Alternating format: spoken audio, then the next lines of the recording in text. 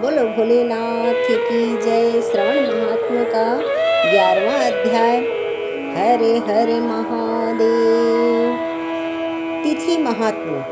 श्री सनत कुमार ने भगवान श्री सदाशिव से कहा, हे प्रभु, मैं आपसे सब वारों का व्रत को सुन चुका हूँ। हे देव, आपके वाणी रूप अमृत का पान करने पर भी तृप्ति नहीं हो रही है। मुझे इस श्रवण मास के तुल्य दूसरा कोई महीना प्रतीत नहीं हो रहा है। हे देवाधिदेव, अतः आप अब तिथि महात्मा को कहिए। भगवान श्री सदाशिव बोले, हे सनत कुमार, सब महीनों में कार्तिक का महीना उत्तम है। माघ मास उससे भी उत्तम है। उससे भी उत्तम भगवान श्री हरि का प्रिय मार्गशीर्ष महीना है। विश्वरूप ने अपने प्रिय इन चारों मासों को कहा है और 12 महीनों में से श्रवण का महीना शिव रूप बताया गया है। अब मैं श्रेष्ठ तिथियों को तुमसे कहूँगा। सभी तिथियों के जो व्रत हैं वह सब मैं तुमको बतलाऊंगा। श्रवण मास की प्रतिपदा तिथि सोमवार युक्त हो तो उस मास में 5 सोमवार होंगे। ऐसे योग का रोटक व्रत नाम है। उस दिन मनुष्य को व्रत करना चाहिए। या 3.5 मास का भी रोटक व्रत होता है। यह रोटक व्रत धन धान्य में वृद्धि करने वाला तथा संपूर्ण कामनाओं एवं सिद्धियों को देने वाला है।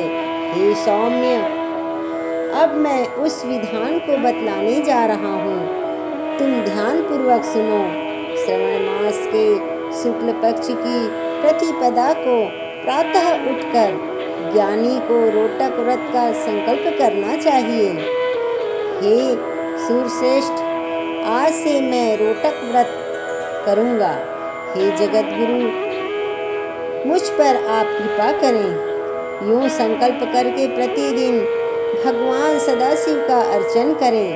अखंडित बिलपत्र, तुलसी पत्र, नीलकमल, कमल, कलहार, कुसुम, चंपा, मालती, कुंद, अर्क आदि पुष्पों का तथा नाना प्रकार के ऋतुकालीन अन्य फूलों से धूप दीप नैवेद्य तथा नाना प्रकार के फलों से अर्चन करना चाहिए।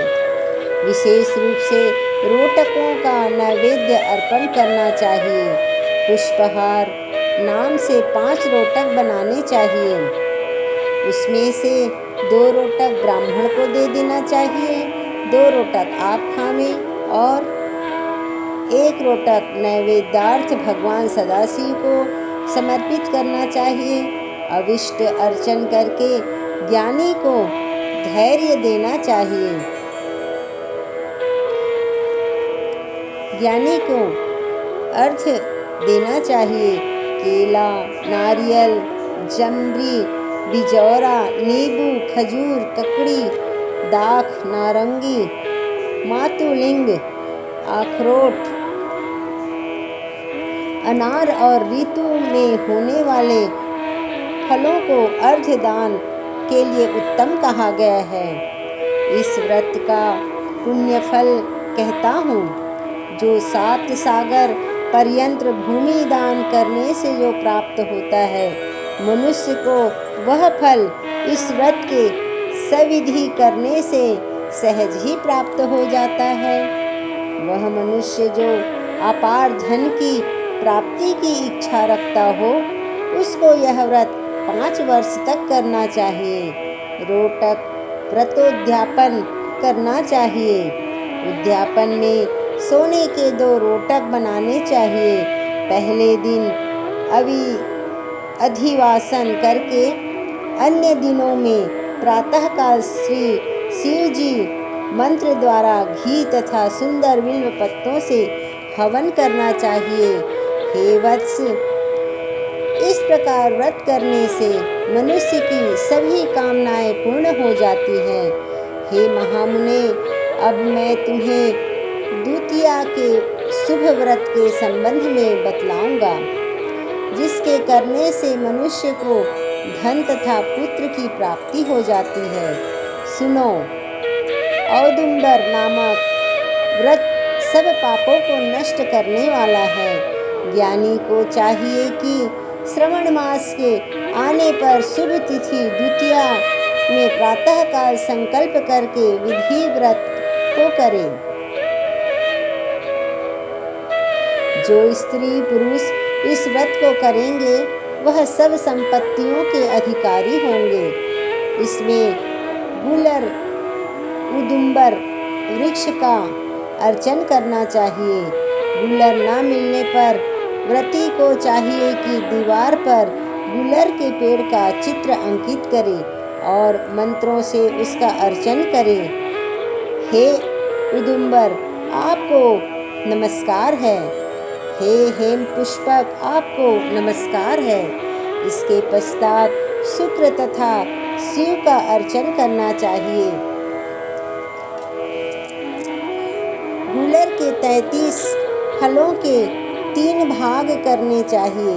इसमें से 11 फल ब्राह्मण को तथा 11 फल देवता को देनी चाहिए और 11 फलों के स्वयं भोजन करना चाहिए।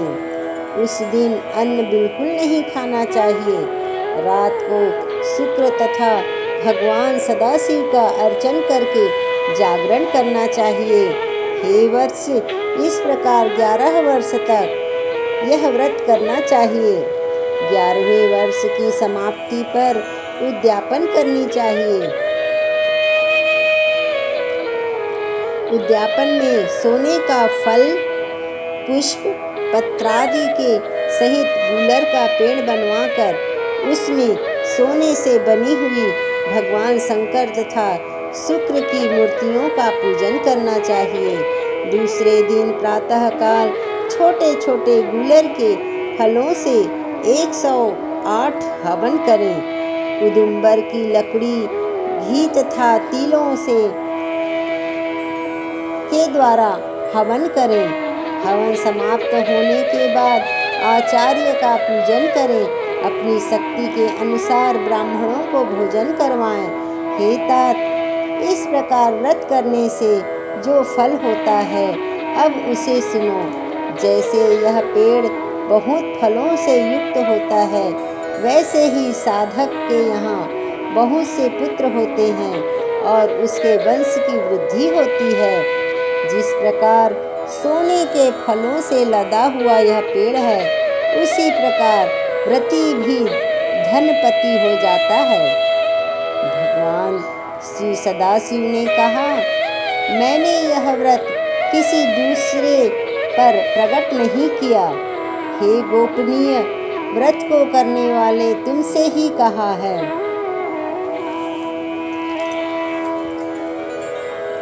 इसमें संशय ना करके यह व्रत श्रद्धा भक्ति से करनी चाहिए।